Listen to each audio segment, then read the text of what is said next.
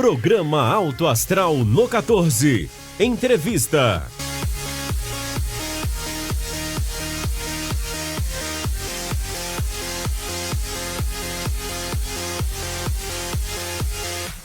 Olá, sejam bem-vindos a mais uma edição do programa Alto Astral no 14, edição de número 160. É muita entrevista. E eu sempre lembro, para quem não acompanhou entrevistas anteriores ou tem curiosidade de acompanhar entrevistas anteriores, todas as anteriores, as 159 anteriores, estão no nosso canal também no YouTube, programa Alto Astral no 14. E sem perder tempo, eu vou apresentar a nossa entrevistada de hoje, mais uma da área médica, é a doutora Vanessa Assunção Peixoto. Olha só, ela é médica pelo Centro Universitário de Anápolis, Unievangélica, também radiologista pelo Hospital das Clínicas de Goiás, UFG, também subespecialista em radiologia músculo-esquelética pelo CREA Goiás. Que trava-língua esse, hein, doutora? Seja bem-vinda aqui ao programa Alto Astral no 14, doutora Vanessa. Olá, Guilherme, tudo bem? Aqui é um prazer para mim estar hoje participando do programa.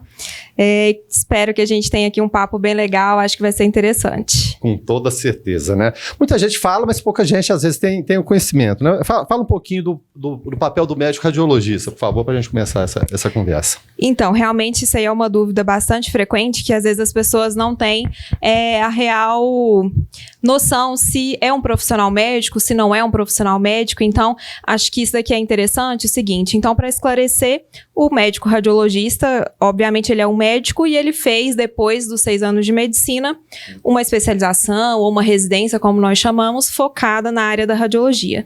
E o médico radiologista, então, é um médico que é especialista no diagnóstico das mais diversas doenças e enfermidades através dos exames de imagem, né? Então, nós utilizamos os exames para ajudar o médico assistente que acompanha o paciente a fazer o seu diagnóstico. É interessante que isso acontece também com o anestesista, né? Sim. Não, o anestesista tá ali, né? Parece que ele não é da medicina, né? Tá ali. A parte, não, tem um anestesista aí, pega, vem e faz. E não é, né? São especialidades que lidam, né, com muita dificuldade no dia a dia, com muito estudo.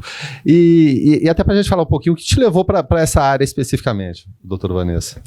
Então, eu sempre gostei muito, assim, de estudar. Eu era aquela aluna bem caxias, assim, um pouco, né? E eu descobri na radiologia uma área que eu tinha que saber muito de tudo e tentar reunir isso aí para fechar um diagnóstico. E aquilo ali eu achei muito interessante, acabei indo por esse caminho. E, na verdade, eu descobri, assim, uma paixão, que eu gostei demais dessa área e acabei me dedicando muito para ela. Que coisa interessante, porque a gente sempre puxa esse histórico, porque às vezes as pessoas têm alguns outros médicos da família. É o seu caso ou não? Não, eu sou a única. Porque às vezes segue-se muito aqui em Anápolis essa tradição. Às vezes tem um médico e segue todo mundo naquela área, né? Verdade. Às vezes acontece até a ditadura deve dizer, não, tem que ser médico. E a gente sabe que não é bem assim. Quando a gente faz as coisas por prazer, né? Puxa vida, a gente trabalha, mas trabalha bem menos que os outros. Enfim.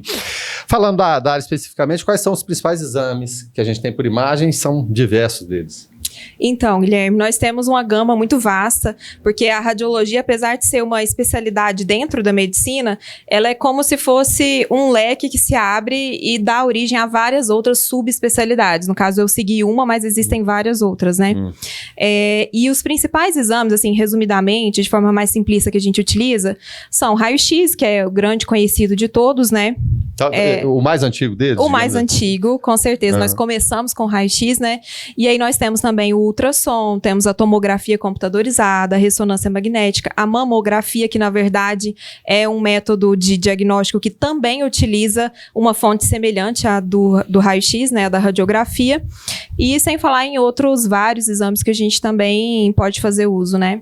Em relação a cada um deles, porque a gente fala que o raio-x é o mais antigo. Sempre que vem um médico cardiologista aqui, a gente sempre pergunta, e o eletrocardiograma ainda vale?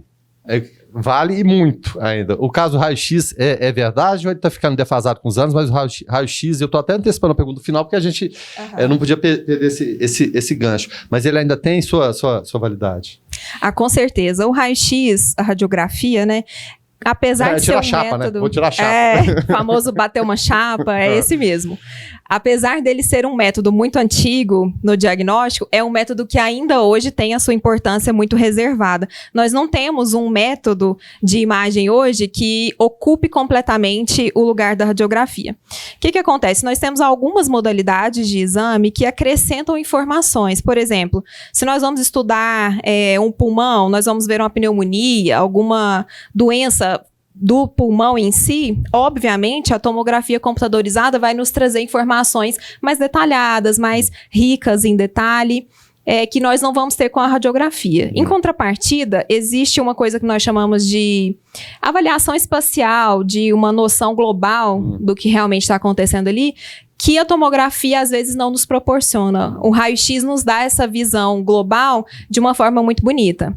Um caso específico que eu vou citar só para exemplificar, quando a gente, que é da minha subespecialidade, então eu vou falar um pouquinho, quando a gente está estudando tumores ósseos, que são tumores que acometem os ossos principalmente, a radiografia é um método indispensável para a gente, apesar da gente ter ali a ressonância, da gente ter às vezes até a biópsia, da gente ter a tomografia, a gente pode lançar a mão e vai desses outros métodos, mas a radiografia continua ali com o lugarzinho dela bem guardado. Bom, eu sou da antiga, né? Vou lembrar de um, eu não sei nem se tem a ver, de repente eu tô fazendo uma pergunta boba aqui, não sei. Existe ainda a abriografia? Então, nós não utilizamos mais hoje, né? Mas foi assim... Eu tô falando que é antigo, viu, doutor? Um pouquinho. Mas assim, ela foi meio que uma precursora ali, mas hoje em dia nós ainda não utilizamos. Não. O raio-x permaneceu, mas o abreu, tchau, né? Isso. Tá certo. Bom, a gente procura trazer perguntas comuns do dia a dia, também que seriam de pacientes, né? De que maneira se portaram os exames, em relação à alergia, por exemplo. Hoje a gente vê muita gente alérgica a determinados medicamentos, enfim. Os alérgicos, tem algum cuidado especial para fazer exame? Que procedimento seria necessário para a pessoa que tem alergia? Só para pegar esse exemplo bem popular mesmo. Ah, sim. Então, esse assunto é um assunto muito importante e realmente nós percebemos ao lidar com o paciente que muitos pacientes têm muita dúvida em relação a esse assunto, é um assunto que gera muita angústia. E sim, nós precisamos de cuidados especiais para esses pacientes. Agora aqui eu vou aproveitar o gancho para já esclarecer para algumas pessoas de casa e para quem mais tiver dúvida, nós temos essa questão da alergia, principalmente relacionada a uma medicação, vou chamar de medicação, que nós utilizamos na tomografia e na ressonância, que é o famoso contraste, né? Que muita gente tem pavor de pensar só no contraste. Não, morreu, né? Morreu. E na verdade, é assim... Nada mais é o contraste, nada mais é que uma medicação que nós injetamos na veia do paciente. Existem alguns exames que nós utilizamos esse contraste também por outras vias de administração, mas a principal é a venosa. E nós utilizamos 2 tipos principais de contraste, que são o contraste iodado, que é a base de iodo, e o contraste à base de gadolínio. O contraste iodado é um contraste que nós utilizamos para tomografia. Então, o paciente vai fazer uma tomografia do crânio, do abdômen, nós utilizamos esse contraste. Esse contraste, que tem iodo na sua composição, é um contraste que nós temos um percentual um pouco maior de reações alérgicas.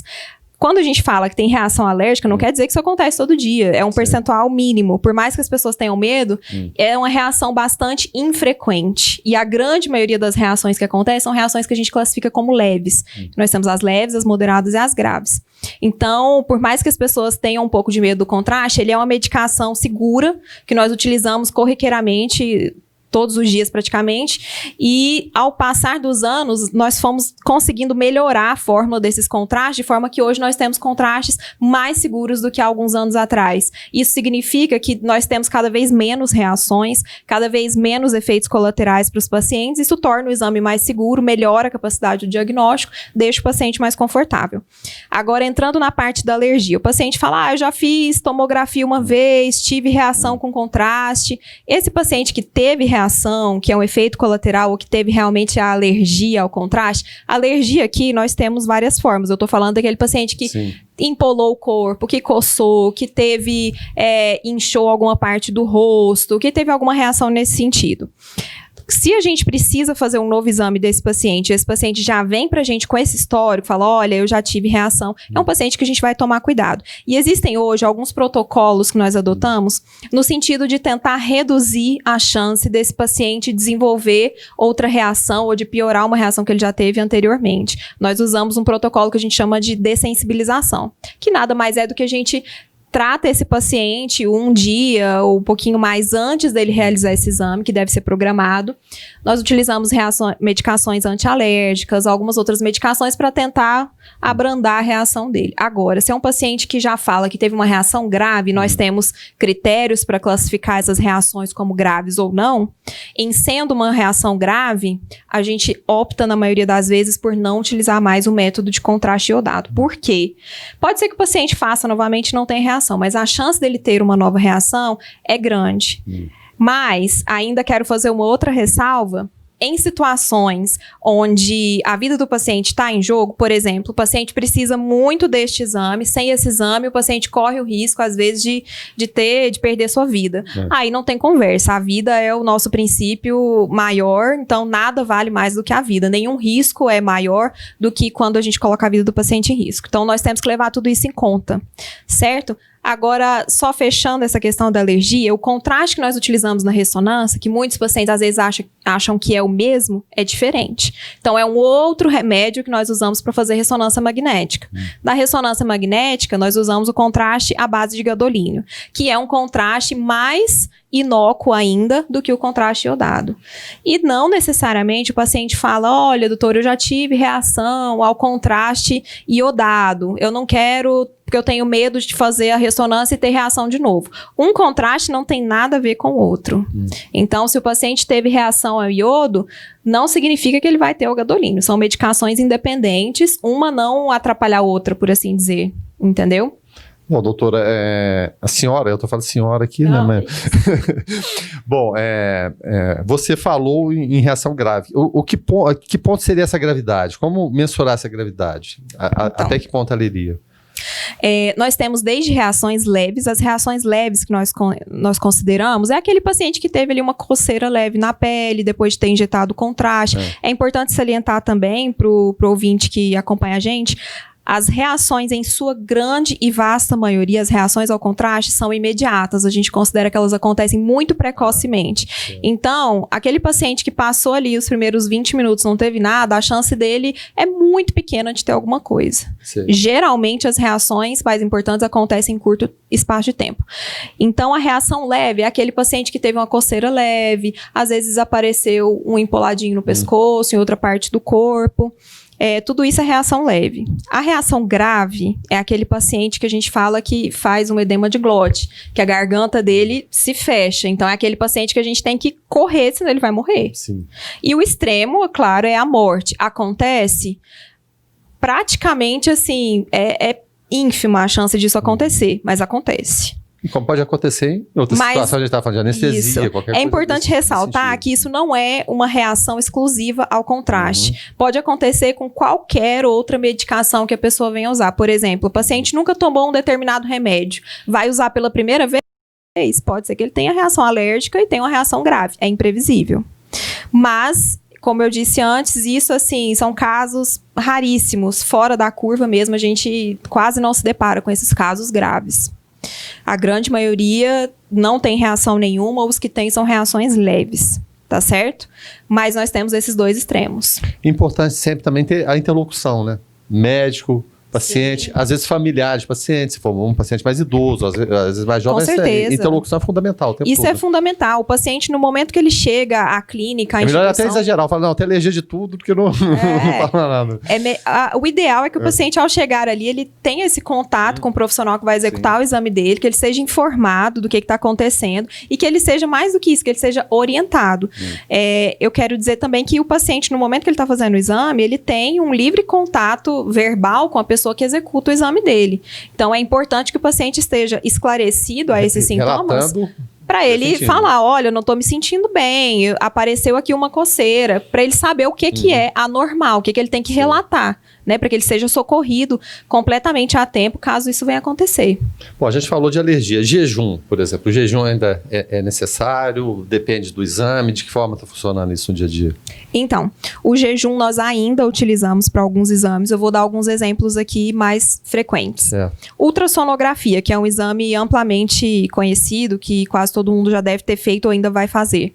Quando nós vamos fazer ultrassonografia do abdômen, é aquela ultrassom que avalia aqui a parte do abdômen toda, nós recomendamos ao paciente que ele faça, em média, 6 horas de jejum, porque isso possibilita um exame mais bem feito e nos permite avaliar algumas estruturas do nosso corpo que não seriam avaliadas caso o paciente tenha tido uma refeição recente. Outro exemplo, quando nós vamos utilizar o contraste da tomografia, nós recomendamos o jejum também. E isso inclui água? Não inclui água. Isso é importante relatar. Ufa! Por que nós pedimos o jejum para a tomografia? É por um motivo diferente da ultrassom.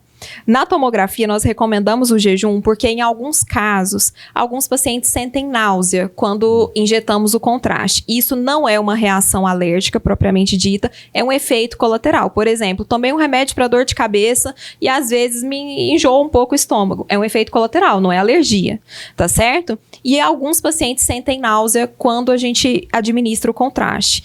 E considerando que o paciente vai estar numa posição deitada, na grande maioria das vezes, a gente não quer que esse paciente venha vomitar deitado. Eu ia até questionar isso. Exatamente. O ideal é que ele esteja com o estômago vazio para evitar uma possível situação dessa, tá bom? Então, assim, uma medida de segurança. Não inclui a água. Então, o paciente, importante reforçar, o paciente mais idoso, que às vezes faz uso de medicações contínuas, toma ali remédio para pressão, remédio para o diabetes, não precisa deixar de tomar a sua medicação. Ele vai fazer um exame ali pela manhã, ele está em jejum, se for uma medicação que ele pode tomar com o estômago vazio, ele pode tomar normalmente. E sempre relatando para o médico, né? Exato, é importante, importantíssimo ele falar. Inclusive, é importante ele dizer se ele tem algum problema de saúde, porque isso tem interferência direta no diagnóstico. Certo. Seguindo nessa linha ainda, em relação a exame por imagem, por exemplo, é necessário alguma roupa especial, alguma proteção ou algum objeto que você esteja usando, e as pessoas hoje estão com celular o tempo todo, né, fivelas, que seja. Qual o procedimento padrão? Então, isso aí vai depender muito do tipo de exame que o paciente está fazendo, sabe, Guilherme? Por exemplo, a tomografia é um método em que qualquer objeto de metal vai determinar artefatos na imagem. O que é artefato? Muita gente às vezes não sabe. Vai atrapalhar a imagem, vai estragar a imagem do exame. Por exemplo, se o paciente tem ali uma fivela metálica pesada, no cós da calça, e ele vai fazer uma tomografia da região do abdômen. O recomendável é que a gente retire esse objeto metálico do campo do estudo, porque senão ele vai atrapalhar a gente a ver as coisas que a gente precisa ali no exame. É diferente da ressonância magnética. A ressonância magnética, para quem não sabe, é aquele exame, aquele famoso exame que a pessoa entra dentro do tubo, e algumas pessoas têm uma dificuldade até com esse método. Mas é um exame que ele utiliza um campo eletromagnético para a formação das imagens. O que isso significa? É a mesma coisa da gente pegar um ímã de geladeira e colocar ele perto de um alfinete de metal. O que ele vai fazer? Puxar o alfinete de metal. Só que a ressonância magnética é como se fosse um ímã, só que em proporções, assim, imensamente maiores. Então, é terminantemente proibido que o paciente ou qualquer profissional da equipe adentre a sala de exame portando qualquer objeto eletromagnético, qualquer tipo de metal. Isso inclui celular, relógios, brincos, qualquer tipo de adorno que tenha metal. É terminantemente proibido, porque o que o aparelho vai fazer quando você entrar ali no campo com algum objeto magnético? Ele vai puxar. Por exemplo, a platina. Então, depende. Às vezes o paciente entra com uma chave, esquece e tá com a chave no bolso. O aparelho instantaneamente tenta puxar aquela chave. Então, você imagina o que acontece se um paciente tem um clipe de aneurisma na cabeça daqueles bem antigos que a gente considera ferromagnético, que é material ferromagnético. Ele vai deslocar esse clipe. A gente não quer de forma alguma que isso aconteça. Imagina. É até importante ressaltar, paciente que tem clipe de aneurisma pode fazer ressonância? Pode, desde que ele tenha feito essa cirurgia para clipagem de aneurisma mais recentemente, ou que ele tenha documentado o tipo de clipe que ele porta. Porque o paciente que tem um clipe de aneurisma na cabeça, que é desses mais antigos, isso eu digo lá de 95 para trás, ou que ele não sabe qual é o tipo de clipe que ele tem na cabeça, a gente prefere não fazer o exame ou remarcar até que ele consiga essa informação. Porque se for uma cirurgia mais recente, a tendência mais atual é que não sejam feitas cirurgias em nenhuma parte do corpo com material ferromagnético, que não pode ser submetido à ressonância. Até porque a gente sabe que no futuro qualquer pessoa pode precisar desse exame. Então a gente tenta reduzir esse risco. Mas geralmente o paciente que se submeteu a esse procedimento, ele tem ali uma identificação de qual foi o material que foi utilizado na cirurgia dele. Em relação ao marca-passo cardíaco? Importantíssimo. O marca-passo cardíaco, eu acredito que a maioria saiba, mas é aquele dispositivo que o paciente carrega geralmente aqui implantado na parede torácica, aqui embaixo da pele, né? Um quadradinho assim. E esse dispositivo, ele tem alguns fios de metal que vão lá para dentro do coração. Ele serve para marcar o ritmo do coração naquele paciente que tem algum problema cardíaco. Esse paciente, a princípio, nós não submetemos à ressonância, porque o que a ressonância vai fazer? Como é um aparelho eletrônico, a ressonância vai desprogramar o marca-passo ele é muito todo. preciso, né? Tem que ser preciso. Ele é muito sensível. E quando ele é submetido ao campo eletromagnético da ressonância, geralmente ele desprograma. Existem raras exceções em que nós fazemos esse procedimento em pacientes com marca-passo, mas são exames assim muito específicos que a gente tem um cardiologista acompanhando para poder monitorando tudo, reprogramar aquele marca-passo instantaneamente no momento que ele der algum problema. De forma geral, nós não fazemos. Certo. E em relação às gestantes, por exemplo? Também é outra dúvida bastante recorrente. A gestante, ela pode fazer exame de imagem? Pode. A gestante pode ser submetida à tomografia? Depende. Por quê? Porque a gestante, ela porta ali um bebezinho que está em formação. E a tomografia, assim como o raio-x, a mamografia, são exames que emitem radiação. Essa radiação, para nós adultos, geralmente ela não é nociva, não tem nenhum efeito importante, desde que feito sob a perspectiva das precauções adequadas. Mas para nós adultos, ela não vai ter nenhuma repercussão desde que feita da forma ideal. Para um bebezinho que está em formação, nós temos que evitar na medida do possível. Porém, tem situações que a gestante precisa da tomografia. É uma situação que vai definir o que vai ser feito com ela ali. Por exemplo, tem situações, Guilherme, que a gente precisa definir se a gente vai operar a gestante ou não. E aí, naquela situação, somente a tomografia pode ajudar. Fazer isso. Então, a gente acaba fazendo. Mas o que a gente faz? Nós tentamos colocar um protocolo com uma dose de radiação mínima possível para que aquilo não chegue ao feto. Se for uma tomografia do crânio ou do tórax, nós geralmente envolvemos a barriga da gestante com um protetor de chumbo para que essa radiação não atinja o feto. Então, seria dessa forma. A ressonância, nós não costumamos realizar a ressonância magnética em gestantes no primeiro trimestre, que é aquele período mais inicial da gestação. Passou do primeiro trimestre, a gestante está liberada, completamente liberada para fazer a ressonância magnética. Nós não costumamos injetar contraste na gestante. Não é porque a gente tenha um efeito colateral grave, é porque, na verdade, atualmente não existem estudos suficientes que comprovem a segurança de administrar contraste para uma gestante. Por isso que nós não fazemos.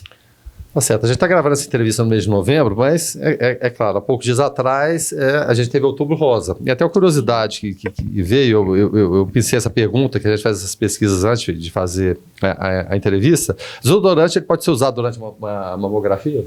Ah, sim. Existem esses mitos, né? Essas lendas. Não é proibido que a paciente utilize o desodorante, porém, tem alguns casos que o desodorante, alguns tipos específicos, não todos, dependendo da marca, da composição, ele pode meio que depositar na pele da paciente. E quando nós tiramos a imagem dessa região da mama que se estende até a axila, aquilo ali pode causar falsas imagens na imagem do paciente. Borrão, alguma coisa assim? Isso, é como se ela sujasse a imagem, entendeu? E aí, quando nós olhamos a imagem do exame, ela está danificada por esse desodorante. Então, se a paciente tiver condições de evitar usar desodorante no momento do exame, é o ideal. Se você vê que é um desodorante daqueles que depositam mais na pele, pede para a técnica, olha, me dá um papel para eu poder limpar, remove ali o excesso e assim já está de bom tamanho.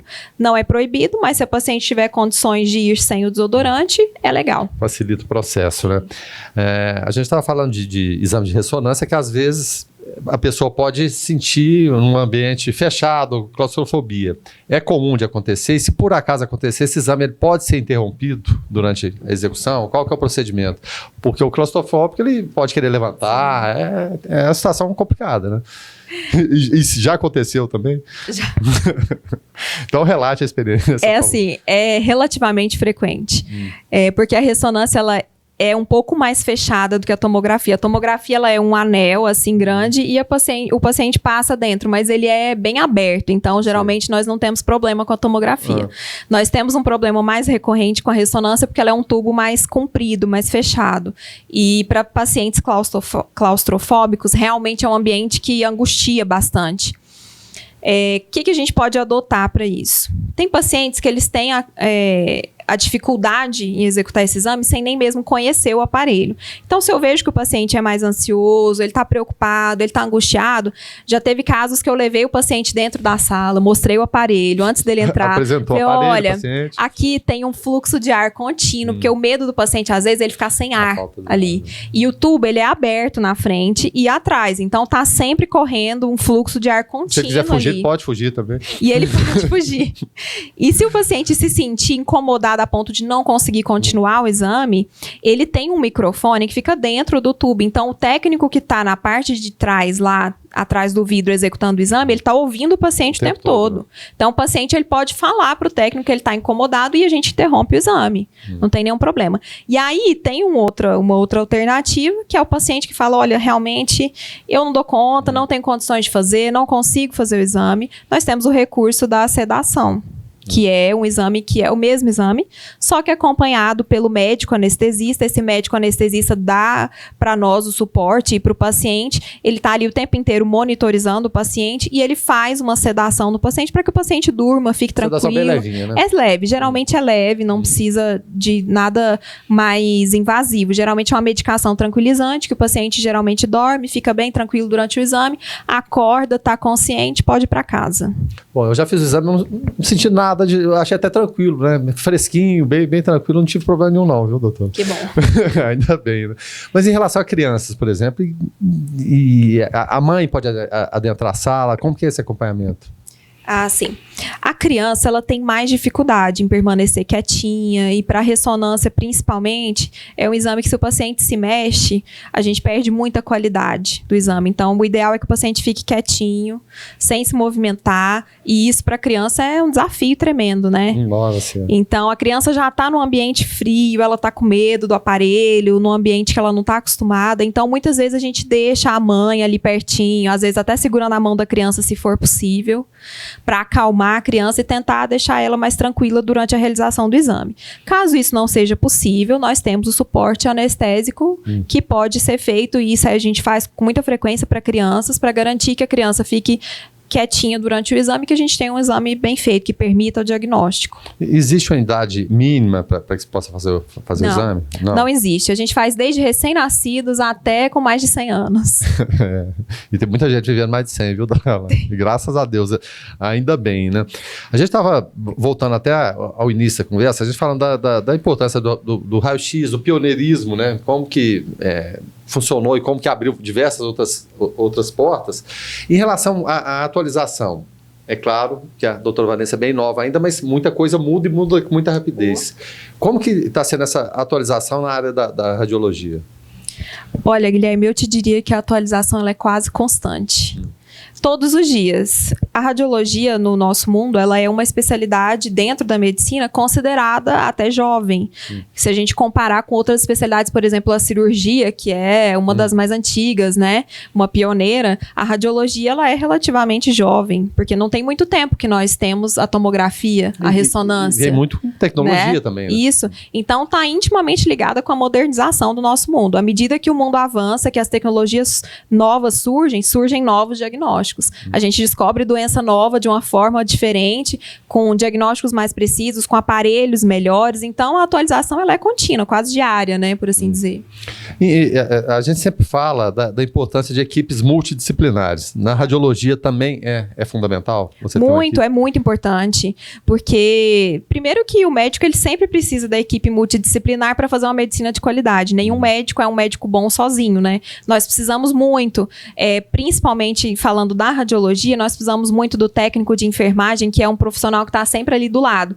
No ultrassom, é o profissional que nos ajuda com o paciente, que muitas vezes nos ajuda com os aparelhos. Então, é um profissional fundamental. É aquele profissional que orienta o paciente antes da gente. E na execução dos exames, nós temos ainda o biomédico, que muitas vezes executa a ressonância, que executa a tomografia. Nós temos o tecnólogo em radiologia, nós temos o técnico em radiologia. Então, a equipe multidisciplinar, para nós, é fundamental, assim, indispensável. No dia a dia, né? E principalmente a interlocução também. Com certeza, né? Porque eu preciso ter um diálogo muito aberto com esses profissionais para que eles saibam o que eu preciso e para que eu entenda o que eles estão fazendo para que a gente tenha um exame bom e que isso leve para o paciente um diagnóstico de qualidade. Então, é fundamental essa interlocução. Voltando ainda no raio-x, o raio-x é recorrente porque eu sou das antigas, né, gente? Muita gente fala, não pode fazer muito, tirar chapa. O pessoal tinha que falar, tirar chapa. No raio-x, vai dar câncer. Eu conheço vários técnicos de radiologia que morreram de câncer. E esse mito do raio-x provocar câncer, seja no técnico ali que está exposto, né, diversas vezes por dia, ou na pessoa que eventualmente tenha que fazer muitos ou tenha feito muitos na vida. É mito, realidade? Como que funciona isso? Então, é importante lembrar, pessoal, que a radiação que nós falamos tanto nesses exames, ela é uma radiação que está presente, mas é uma radiação em quantidades controladas. Então, eventualmente, o que a gente propõe é um princípio de utilizar o mínimo de radiação necessária para um exame de qualidade. Óbvio que ninguém vai ficar se submetendo à radiação de graça, sem motivo. Então, isso aqui serve até de alerta para algumas pessoas que, muitas vezes, isso é recorrente, sabe, Guilherme? Infelizmente, às vezes a pessoa acha que aquilo ali é inócuo, então ela quer fazer exame todo dia. Acha que não tem nenhuma repercussão. Então, esse paciente ele tem que tomar cuidado. Mas o que nós estamos falando aqui são de pacientes normais, de gente que faz exames de rotina, de gente que precisa fazer uma mamografia, que precisa fazer uma tomografia. Então, à medida que a gente precisa do exame, ele tem que ser realizado e tem que ser com muita tranquilidade. O paciente que faz uma quantidade normal de exames durante a vida, ele vai se expor a uma quantidade pequena de radiação. Então, essa quantidade é considerada segura. Não é uma quantidade que vai causar câncer no paciente. Eu vou até aproveitar aqui, Guilherme, se você me permitir, para fazer um esclarecimento para algumas pessoas, talvez em casa, que não tenham, que tenham talvez essa dúvida. Recentemente, a gente viu um bombardeio de fake news e de boatos falando que a mamografia causava câncer, que a mamografia não devia ser feita. Alguns profissionais assim, divulgando vídeos em massa, falando que não era para fazer mamografia, enfim, essa coisa toda. Eu quero dizer aqui que a mamografia é um exame importantíssimo para o diagnóstico do câncer de mama.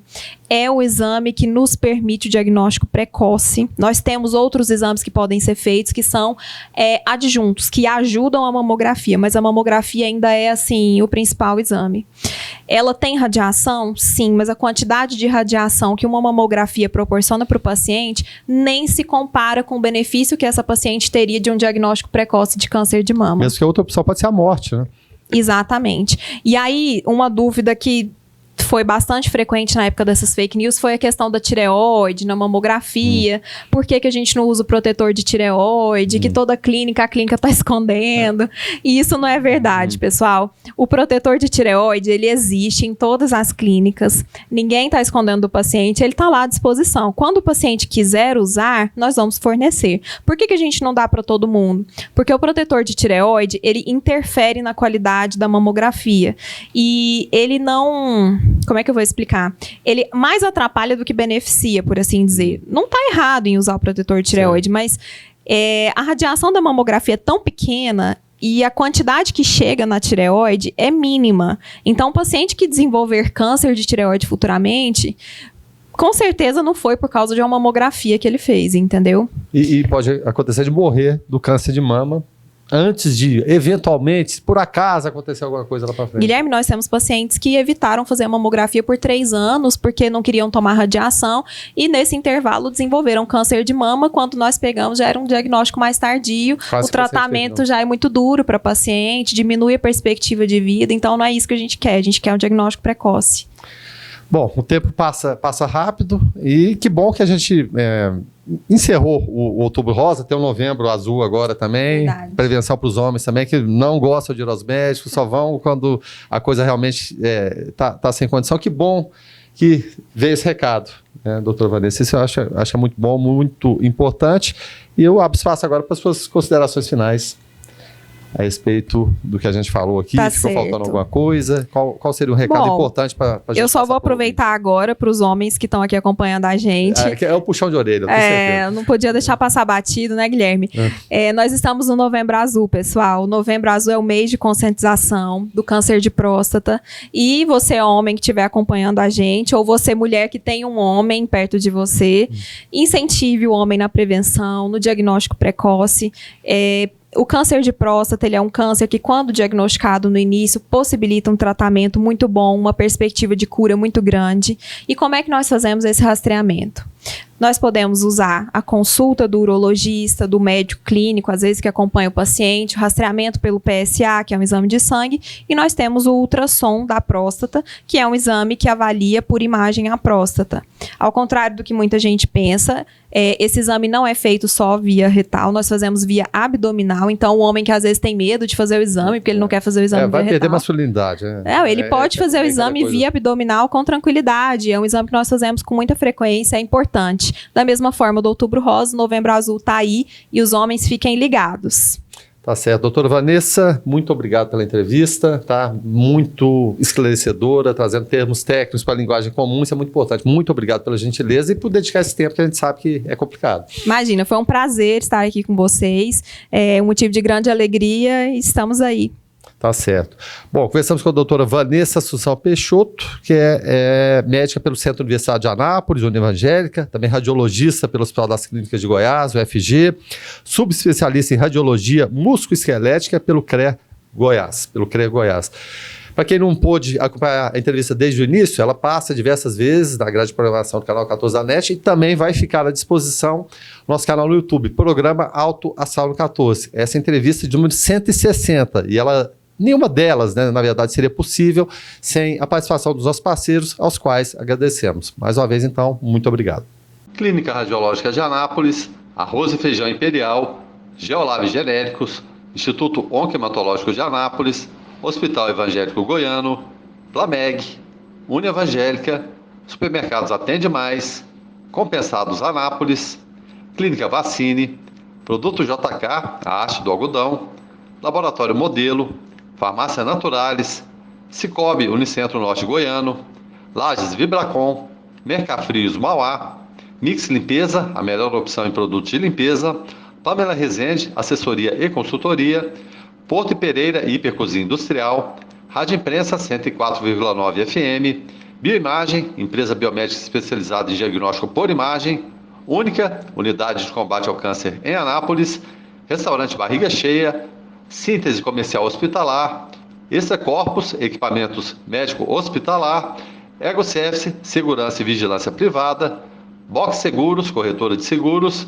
Meglif Uniformes, Pérola Distribuição, Crédito, Contabilidade, Perícia e Auditoria, Centro Automotivo de Reparos Lagcar, Evolução Tecnologia, Laveste, Lavanderia Hospitalar e Arroz Frito e Restaurante do Macarrão.